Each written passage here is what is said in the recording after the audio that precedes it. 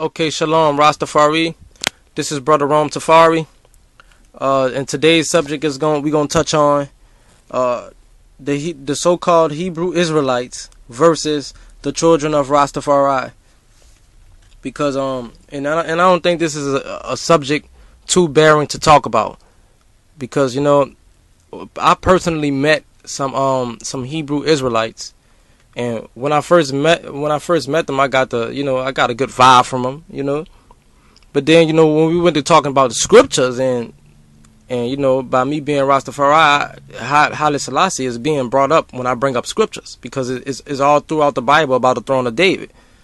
So when I bring up things like that, they get real touchy about the whole situation.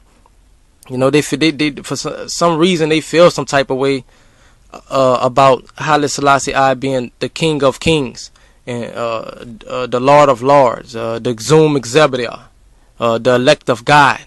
They feel some type of way about that, So and we get into like a friendly debate, about the scriptures from time to time, And I was talking to this one brother, we was just going back and forth talking, Then everything I have good to say about Ethiopia, he come with a counter to try to say something bad about Ethiopia, and I'm like, all right, dude was saying that Haile Selassie he can't be the Messiah because he from Ethiopia and Ethiopians are the children of Ham, So okay, I was like, all right, bang, good point, but not so good point because we're gonna go to the scriptures now since you said that Ethiopians he can't be the Messiah because he's from Ethiopia, and Ethiopians are the cast out nation.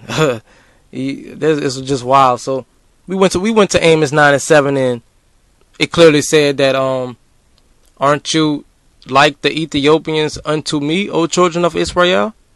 And this is Elohim Yahweh talking when he said that. Aren't you like the children of Ethiopia unto me, O children of Israel? You know what I'm saying? You Hebrew Israelite, you so-called Hebrew Israelite, you trying to slander the name of Ethiopia and deny your own heritage. But you was so-called, you used to do the so-called child of Israel, huh? All right. But anyway, Rastafari is the true Israelites. We are the true Hebrew Israelites, from the tribe of Judah. Point blank. Period. And if you deny, and if you say you're a Hebrew Israelite, and you don't even acknowledge Haile Selassie from even sitting upon the throne of David, if you don't acknowledge the throne of David, then I don't know what Bible you're reading, because in the King James version, the throne of David and Christ being raised up upon this throne, Christ will sit upon this throne is through all out the Bible. Like, you don't even have to look for, like, eventually you're gonna hear about the throne of David in the Bible. Point blank. Period. And by Haile Selassie being the last one to sit upon that throne of David as the King of Kings, the conquering lion of the tribe of Judah, says Revelation 5:5. And I saw in the right hand of him who sat on the throne a scroll written inside and on the back, sealed with 7 seals. Then I saw a strong angel proclaiming with a loud voice, who is worthy to open the scroll and loosen its seals. And no one in heaven or on earth or under the earth was able to open the scroll or to look at it. So I wept much because no one was found worthy to open and read the scrolls or to look at it. But one of the elders said unto me, do not weep. Behold, the Lion of the tribe of Judah, the root of David, has prevailed to open the scrolls and loosen its 7 seals. So, okay, this is Revelation 5 I was just reading. In Revelation 5, this is, and we're going to talk about Revelation. Point blank. Period. Is the revelation mean revealing of Jesus Christ. He's revealing himself to you. So in Revelation 5, it's telling you that the Lamb takes the scroll. The Lamb is Christ. The Lamb is Christ. But at the same time, it's talking about the Lion of the tribe of Judah. So it's like they are two, but they are one. They are two, but they are one. Christ revealing himself to you, through Revelation 5. And really through the whole Revelation on the cool, because that's Revelation 5. My point on Revelation 5 is to prove out that the conquering lion of the tribe of Judah was set upon the throne of David. And that's Haile Selassie, man. Haile Selassie is the King of Kings. And we know that Christ will come back as the King of Kings, point blank, period. Our job as the children is to realize when the prophecy has been fulfilled and not be ignorant. Okay, Christ will sit up on that throne, dude. And then even in Acts 2:30 tell you about that too. Acts 2:30 tell you about the covenant with David. God had a covenant with David, and told David that from David's seed, he gonna sit up on the throne. You hear me?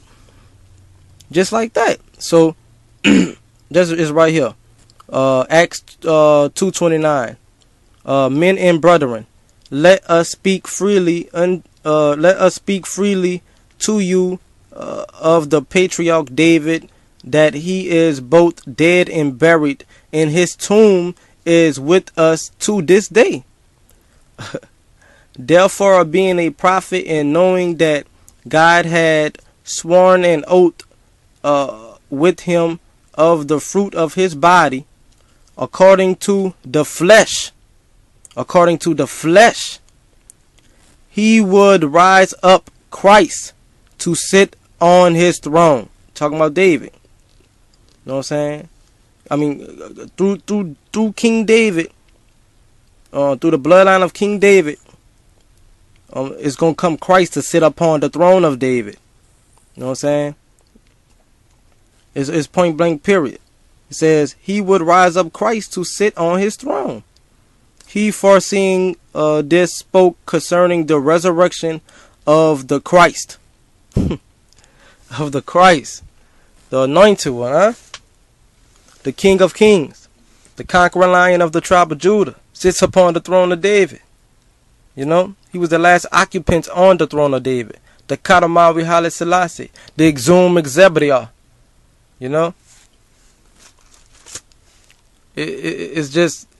It's amazing to me, but it's like they get offended when I say something about the Kadamawi Haile Selassie is the King of Kings.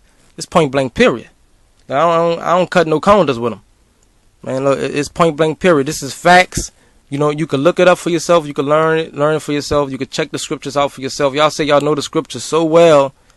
Well, how haven't y'all put it together that the Kadamawi Haile Selassie is the Exum Exebriah, the elect of God?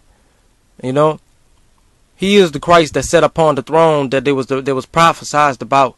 He was worthy. He was lifted up.